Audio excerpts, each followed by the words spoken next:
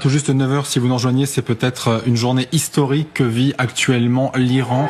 Dans un premier temps, il y a eu Israël qui a déclaré avoir réalisé des frappes sur la capitale Téhéran. Et puis ensuite, on a appris que plusieurs dizaines de sites avaient été visés avant qu'on apprenne enfin que les États-Unis également réalisaient une opération conjointe. Donald Trump a ensuite pris la parole sur son réseau social pour affirmer qu'il allait annihiler les capacités balistiques et nucléaires de l'Iran, que plus jamais il ne devait supporter cette attente insoutenable, ce manque de volonté de la part de l'Iran de négocier sur le programme nucléaire.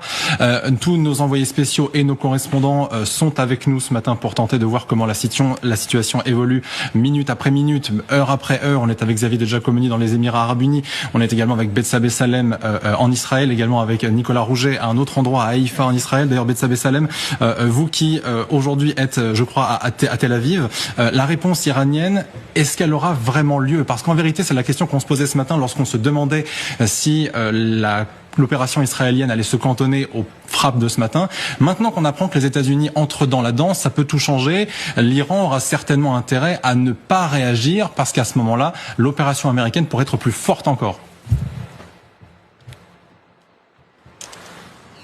Alors en ce qui concerne le côté israélien et l'attaque de cibles iraniennes, alors il y a eu déjà des dizaines de cibles qui ont été visées par Israël, des cibles à la fois militaires et du régime, c'est-à-dire que parmi les cibles, il y a l'élimination des dirigeants du gouvernement, mais aussi des gardiens de la révolution. Et il y a des frappes qui pourraient durer 4 jours, selon un haut responsable israélien qui a été cité par la presse. Donc c'est très possible que ces frappes, elles continuent et que ça pousse l'Iran à réagir. Ajoutez à cela que ça fait déjà des semaines qu'on estime ici que toute attaque contre l'Iran entraînerait une riposte contre Israël.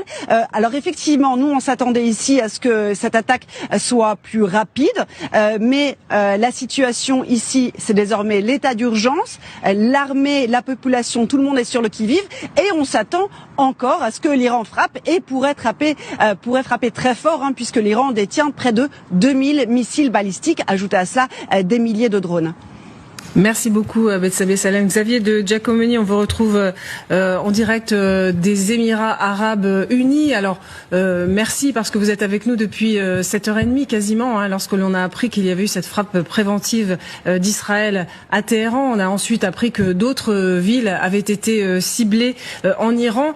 On se demandait si c'était un coup de semonce. Finalement, on s'aperçoit qu'avec l'entrée des Américains dans le jeu, eh bien c'est une frappe extrêmement puissante et probablement